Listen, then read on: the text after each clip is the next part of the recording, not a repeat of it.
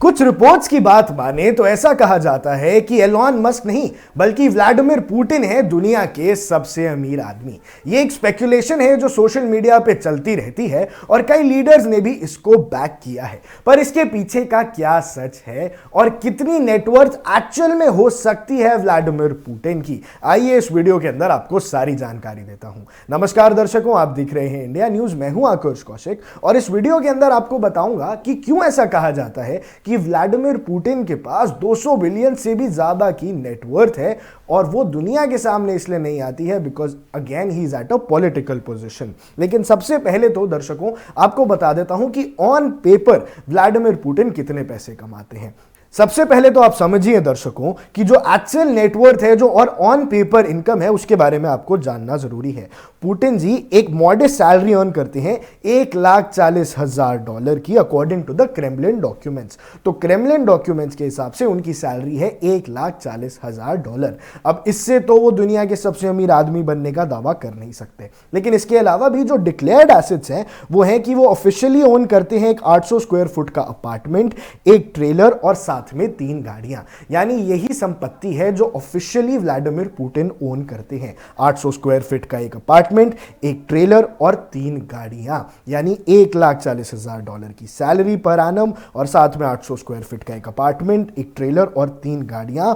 और वो पब्लिकली एक हम्बल स्टेट्समैन की तरह रहते हैं और सोर्सेज लाइक फॉर्च्यून भी यही कहते हैं कि ये ऐसे रहते हैं। पर इनकी जो स्पेक्युलेटेड वेल्थ है उसका क्या राज है? ऐसा क्यों कहा जा रहा है कि भैया व्लादिमीर पुतिन दुनिया का सबसे अमीर इंसान है? दर्शकों ऐसा भी स्पेक्यूलेशन आई थी 2025 के अंदर जहां रिपोर्ट्स कह रही थी कि इनकी जो वैल्यूएशन है, इनकी जो नेटवर्थ है वो $200 बिलियन से ज्यादा बेहद आराम से हो सकती है। और यह भी माना जाता है कुछ एक्सपर्ट्स का कि he is one of the richest persons in the world. लेकिन दर्शकों अब इनकी जो हिडन वेल्थ का दावा है, ये $200 बिलियन की नेटवर्थ का दावा है, ये आता कहां से है? सबसे पहले तो जब ओलिगार्च मिखेल खुडरोस्की को अरेस्ट किया गया था 2003 के अंदर, तो ऐसा आरोप है, जी हां दर्शकों, ऐसा आरोप है कि जो रशियन बिलियनर्स हैं उन्होंने सब्सटैंशियल शेयर्स दे दिया था अपनी कंपनी के प्रॉफिट्स का और पुतिन का, ताकि इस तरह की लीगल ट्रबल ना हो। जी हां दर्शकों, अगर आप समझेंगे तो इसी प्रकार से 2003 के अंदर जब मिखेल को अरेस्ट किया गया तो जो रशियन बिलियनर्स हैं उन्होंने, उनके अंदर शायद डर का माहौल बना और उन्होंने अपनी कंपनी के शेयर्स या बहुत अच्छा प्रॉफिट का हिस्सा शेयर करना शुरू कर दिया व्लादिमीर पुतिन के साथ। हालांकि यह एक आरोप है, यह कंफर्म बात नहीं है, लेकिन इसके बावजूद ऐसा माना जाता है कि अब उन शेयर्स की अगर आप वैल्यू करोगे तो वो $200-300 बिलियन से भी ज्यादा है। इसके अलावा बिल ब्राउडर जैसे एनालिस्ट ने यह सजेस्ट किया था कि उनके पास टेंस ऑफ बिलियंस पड़ा है इक्विटी स्टेक्स और कैश फ्लोस के नाम पे। जी हां दर्शकों, कुछ एनालिस्ट जैसे बिल ब्राउडर ने यह दावा भी किया हुआ है। इसके अलावा जो कंट्रोल है वो ये है कि इनके पास स्ट्रैटेजिक कंपनीज के ऊपर कंट्रोल है। पुतिन जो है वो इनडायरेक्ट कंट्रोल में बहुत ज्यादा बिलीव करता है, एनर्जी में, बैंकिंग में और नेचुरल रिसोर्स कंपनी में रशिया के अंदर। यानी एक इनडायरेक्ट कंट्रोल होता है by the government, by Vladimir Putin to all the industries, यानी जहां एनर्जी इंडस्ट्री है, बैंकिंग इंडस्ट्री है, नेचुरल रिसोर्स इंडस्ट्रीज हैं, जैसे की सेक्टर्स हो गए अपने ऑयल और गैस के अंदर, जहां गैसप्रोम है, जहां स्ट्रॉनलेफ्ट है, जहां लुकोली है। फिर मेटल्स और माइनिंग होती है, भैया निकल और रुसल जैसे मेटल्स निकलते हैं। अब बैंकिंग और फाइनेंस तो ऑब्वियसली एक बहुत बड़ी इंडस्ट्री होती ही है। इसके अलावा जो बिलियंस हैं वो आते रहते हैं ओवर द डिकेड्स। यानी एक तो इनके पास उस डर की माहौल की वजह से तो जो 2003 में हुआ था उसकी वजह से इनके पास क्या बड़ा फायदा है दर्शकों कि इनके पास उसके अलावा स्ट्रैटेजिक कंट्रोल है, एक इनडायरेक्ट कंट्रोल है सारी इंडस्ट्रीज पर जो रशिया के अंदर है। उसके अलावा यह भी माना जाता है कि इनके पास लग्जरी रियल एस्टेट है और ये कोई बड़ी बात नहीं है। बड़े लोगों के पास हिडन प्रॉपर्टीज तो होती ही है और जैसे इतने कई लग्जरी रेजिडेंसेज हैं और प्राइवेट एसेट्स हैं जो रशिया के बाहर हैं और पुतिन ने उसको डिक्लेयर नहीं किया और लोगों को उसके बारे में पता नहीं है। ऐसे कुछ एग्जाम्पल्स भी हैं, जो कुछ रूमर्स हैं।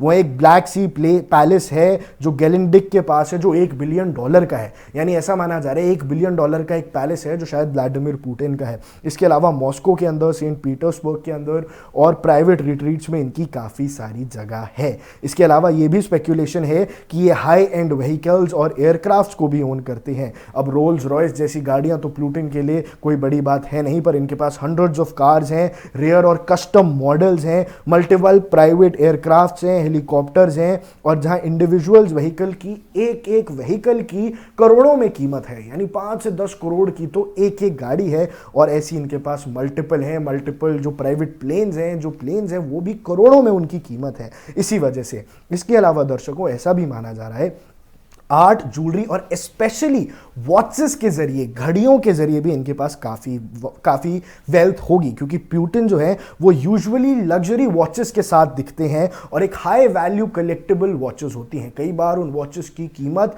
करोड़ों से भी ज़्यादा होती है दर्शकों। और वो जो वॉच, उसके साथ साथ वो आर्ट पीसेस के भी शौकीन है और रेयर कलेक्टिबल्स भी व्लादिमीर पुतिन के पास हैं, जो उनकी नेटवर्थ में एक हिस्सा डालते हैं। और ये बात है कि सीक्रेट ट्रस्ट और इंटरमीडियरी से उन्होंने अपने इन सारे इंटरेस्ट को प्रोटेक्ट किया हुआ है। इसके अलावा उनकी कई सारी इन्वेस्टमेंट्स भी होंगी। स्टेट कंट्रोल का जो प्रिविलेज है उसकी वजह से ये बात सामने आती है, और एक मीडिया और कल्चरल इन्फ्लुएंस है उसकी भी अपने आप में एक वैल्यू होती है।